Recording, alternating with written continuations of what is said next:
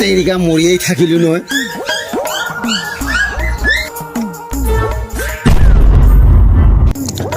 আজি এক সপ্তাহ হৈ গ'ল ৰেচন কাৰ্ডৰ এড্ৰেছটো বদলি কৰোঁতে মোৰ মুখ বিষাই গ'ল। ৰেচন কাৰ্ডৰ এড্ৰেছটো আজিলৈকে বদলি নহ'ল, তেৰিকা খালি মৰিয়েই গেমত লাগি থাকিলো থাকে। নহয়। যা জল্দি যা, এড্ৰেছটো বদলি কৰি আহিবি। ক'লে নহ'ব নহয়, ৰেচন কাৰ্ডৰ এড্ৰেছটো বদলি কৰিবলৈ যাম ক'ত? অঁ এতিয়া লাইনত আহিছে। পঞ্চায়ত অফিচত যিজন মানুহ কাম কৰে তাক গৈ লগ কৰিবি, তেতিয়া বদলি কৰি দিব। কি কি কাগজ পত্ৰ লাগে ভালকে সুধি আহিবি, খালী মানুহটো ঘূৰি নাহিবি, কথাবিলাক ভালকে সুধি আহিবি। হ'ব মই যি কাম আছে চব বদলি কৰি দিম। তই আজি গধূলিয়ে যাবি। এই বুঢ়াটোৰ কাৰণে মই মৰিয়েই গ'লো নহয়। খালি গেম খেলি থাকে।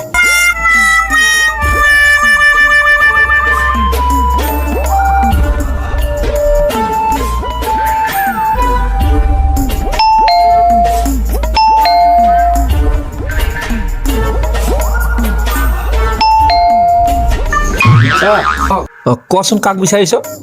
ক'ৰ পৰা আহিছা? বহাচোন বহা।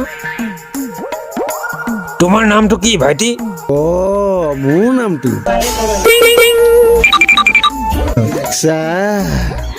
জনী যোগেশ্বৰ চিজাৰিং কান্ত নৰ্মেলি প্ৰসাদ কুৰ্মী।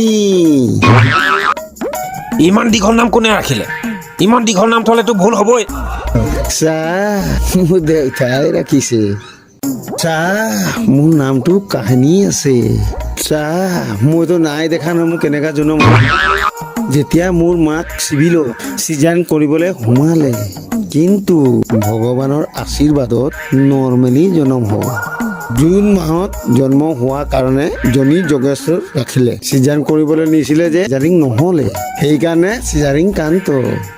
নৰ্মেলি জন্ম হোৱাৰ কাৰণে নৰ্মেলি প্ৰসাদ। সেইদিনাখনৰ পৰা ভগৱানৰ প্ৰসাদ হিচাপে মোৰ নামটোত চব জাপি দিলে। তুমি পঢ়া শুনা কৰিলানে? ছাৰ কৰিছো। কোন ক্লাছত পঢ়িছা? ক্লাছ 6ত 7 বাৰ হা কি মই এতিয়া ঘৰত এনেই আছো আৰু। পাপা আলহীটোক চাহটো দি লওঁ।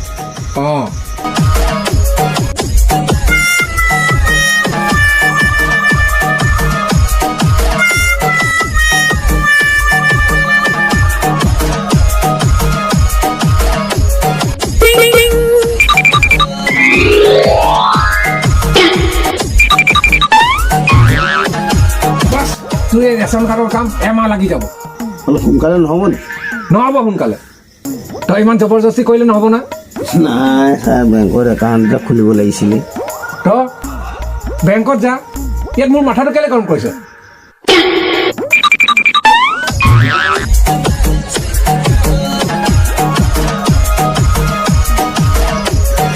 তই মাজনী তই ভিতৰত যা। কোনোদিন মানুহ নাই দেখা নি? ভেবা লাগি চাই আছে। পাপা মোৰ পাৰ্চেলটো যে 9 বাৰ ঘূৰালো, 9 বাৰ। তাৰ পাছত যে পাৰ্চেলৱালাটো 6 বাৰ ফোন কৰিলে, 6 বাৰ। এবাৰ ফোন কৰিলেও হয়, এবাৰ 3 বাৰ মান সি উল্টা পুল্টা কথা কৈ আছে, 3 বাৰ।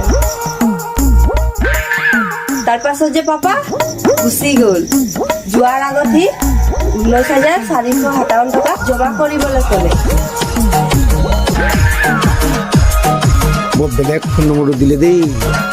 এনেকুৱা ইচ্ছা কৰিলে যদি মইহে বুজি পাওঁ, বেলেগেতো বুজিয়েই নাপালে। আকৌ মোক টেঙৰ থকাৰ কাৰণেহে বুজি পাওঁ। ইমান পইচা কি অৰ্ডাৰ দিলি? নাই পাপা, এটা সৰু বস্তু আনিলো। হ'ব যা, ভিতৰত যা।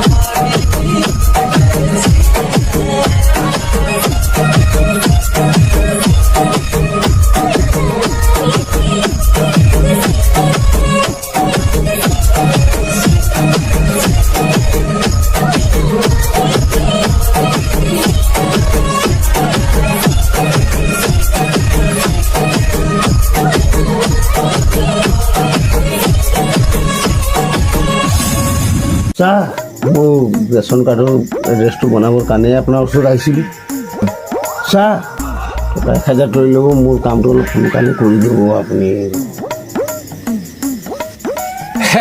বেটা তই যদি পইচা দিয়া সময়ত মোক কোনোবাই দেখে মোৰতো চাকৰি গ'ল ছাৰ মই মনে মনেহে দিম টকা 1000 কোনো নেদেখাকে অঁ মই মনে মনে ল'ম কোনো নেদেখাকে কিন্তু তই এইফালে ঘূৰি থাকিবি তেতিয়াহে মই ল'ব পাৰিম পইচাটো অঁ ছাৰ মই পিছফালে ঘূৰি দিছোঁ আপুনি মনে মনে লৈ ল'ব পইচাটো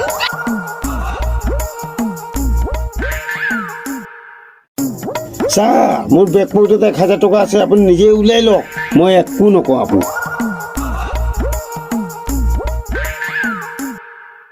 চালা ই মোক পইচাৰ লালচ দেখাবলৈ আহিছে ই মোক ঘোচ দিবলৈ আহিছে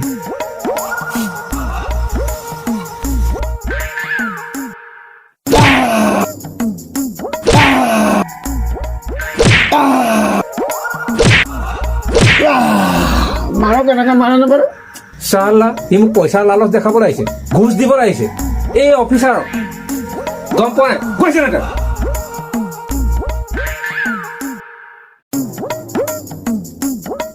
বেটা বহিছা আপুনি এইবোৰ কি কাৰবাৰ কৰি আছে